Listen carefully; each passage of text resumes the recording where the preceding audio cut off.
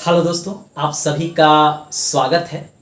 आज हम बिहार आर्थिक सर्वेक्षण 2021-22 और बिहार आर्थिक सर्वेक्षण 2020-21 दोनों के बारे में पढ़ेंगे। चूँकि 67वीं बीपीएससी का पेट लगातार पीटी का डेट बढ़ता रहा है, इसलिए दोनों से प्रश्न पूछे जाने की संभावना अधिक है। इसलिए आप बिहार आर्थिक सर्वेक्षण 2021-22 से संबंधित भी महत्वपूर्ण फैक्ट को पढ़ के जाएंगे और बिहार का आर्थिक सर्वेक्षण 2020-21 से भी संबंधित महत्वपूर्ण फैक्ट को आप जरूर एक बार पढ़ के जाएं।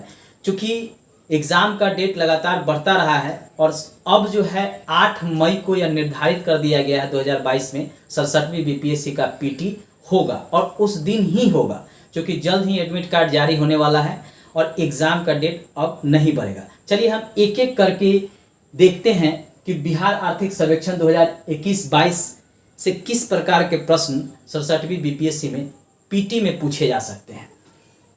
25 फरवरी 2022 को बिहार आर्थिक सर्वेक्षण 2021-22 प्रस्तुत किया गया था श्री तारकिशोर प्रसाद के द्वारा और यह अभी वर्तमान में बिहार के उप मुख्यमंत्री सह वित्त मंत्री भी हैं।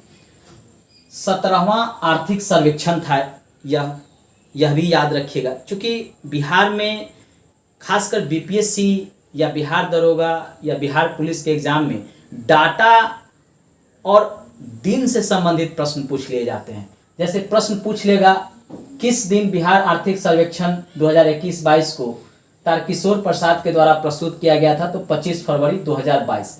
कौन सा आर्थिक सर्वेक्षण है, तो 17वां आर्थिक सर्वेक्षण है। किसके द्वारा प्रस्तुत किया गया था, तो श्री तारकिशोर प्रसाद के द्वारा। कौन है वर्तमान में, तो बिहार के उप मुख्यमंत्री और सह वित्त मंत्री भी यही हैं। अब बिहार का सकल राज्य घरेलू उत्पाद 2021-22 में वर्तमान मूल्य और स्थिर मूल्य दोनों में क्या रहा है, आइए इसको भी देखते हैं। वर्तमान मूल्य पर जहां 618.63 हजार करोड़ रुपए रहा है, वही स्थिर मूल्य जो 2011-12 के अनुसार 419.88 हजार करोड़ रहा है। देखिए, स्थिर मूल्य और वर्तमान मूल्य अलग अलग होता है। वर्तमान मूल्य का अर्थ होता है कि अभी के अनुसार, और स्थिर मूल्य का अर्थ है कि 2011-12 को निश्चित किया गया है उसके अनुसार कितना है बिहार का सकल राज्य घरेलू उत्पाद 2021-22 में। तो दोनों को याद रखिएगा। अधिकतर जो है वर्तमान मूल्य और स्थिर मूल्य से ही प्रश्न पूछे जाते हैं। पिछले बार 66वीं बीपीएससी में 65वीं बीपीएससी में इससे पूछा गया है।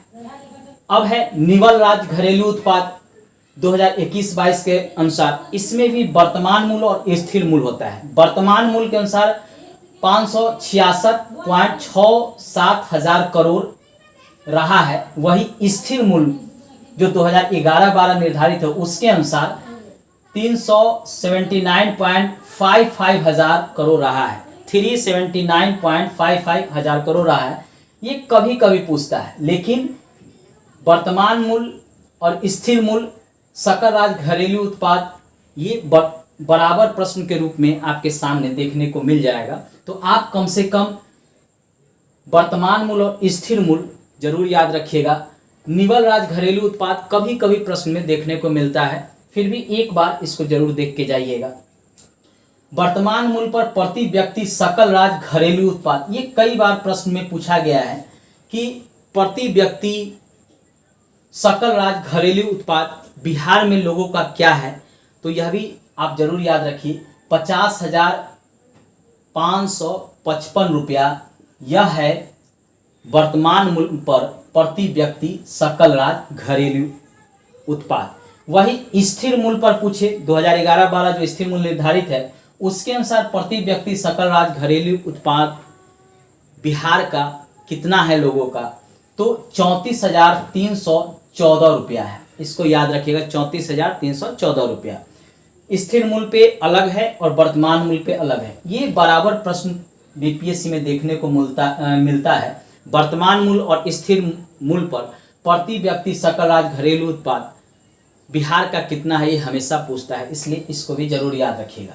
इस बार बिहार के सकल राज्य घरेलू उत्पाद में 2021-22 में 2.5% की ही वृद्धि देखने को मिली है। इसका कारण है कोरोना जो भारत में तेजी से फैला और बिहार में भी फैला, उसके कारण जो है ग्रोथ रेट, वृद्धि दर जो है बिहार का गिरा है, 2.5% ही रहा है। चलिए अब हम बिहार का आर्थिक सर्वेक्षण 2020-21 में देखते हैं कि उस समय क्या रहा है, उसमें क्या महत्वपूर्ण ऐसे फैक्ट हैं जो 67वीं बीपीएससी में पूछे जा सकते हैं। इसको भी आपको याद रखना है। यह भी तारकिशोर प्रसाद के द्वारा प्रस्तुत किया गया था।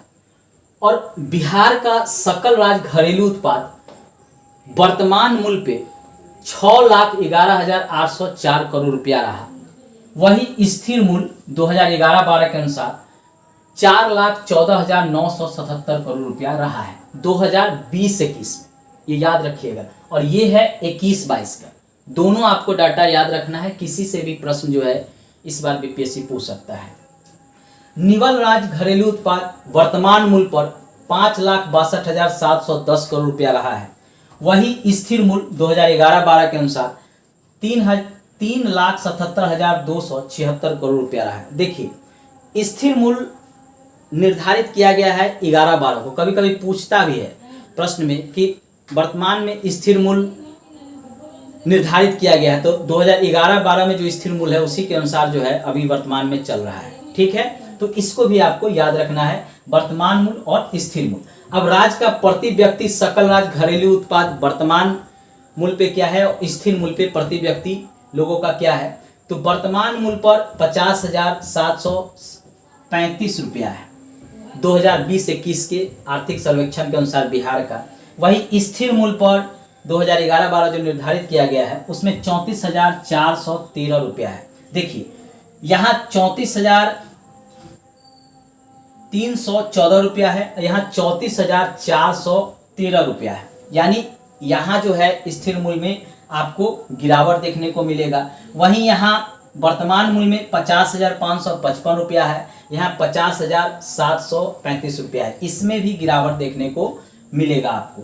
इसलिए आप ये याद रखिएगा कि प्रति व्यक्ति जो सकल राज्य घरेलू उत्पाद है 2021-22 में घटा है, जबकि 2020-21 में वृद्धि देखने को मिला है। स्थिर मूल्य पर बिहार का आर्थिक वृद्धि दर जो है 10.5% रहा है, 10.5% रहा है 2020-21 में। वही 2021-22 में 2.5% की ही वृद्धि दर देखने को मिली है। इस बार आपको ये दोनों याद रखना पड़ेगा, क्योंकि अगर प्रश्न पहले ही बन चुका होगा तब तो बिहार का आर्थिक सर्वेक्षण 2020-21 से प्रश्न आएगा, लेकिन अगर इधर प्रश्न बनाया गया होगा तो बिहार आर्थिक सर्वेक्षण 2021-22 से भी प्रश्न एग्जाम में देखने को मिल सकते हैं। इसलिए आपको ये दोनों को याद रखना है। दोनों इस बार आपको एग्जाम में हो सकता है इसमें से भी प्रश्न आए, बिहार का आर्थिक सर्वेक्षण 2020-21 से, और हो सकता है कि बिहार आर्थिक सर्वेक्षण 21-22 दोनों से कहीं दो प्रश्न पूछ ले। इसलिए समग्र रूप से ये हम लेकर आए हैं ताकि आप दोनों में अंतर समझ सके, दोनों में क्या प्रश्न इन दोनों से पूछे जा सकते हैं इसके बारे में भी आप जान सके। चलिए कुछ अनफैक्ट को भी देखते हैं इससे संबंधित जो आपके एग्जाम में पूछे जा सकते हैं।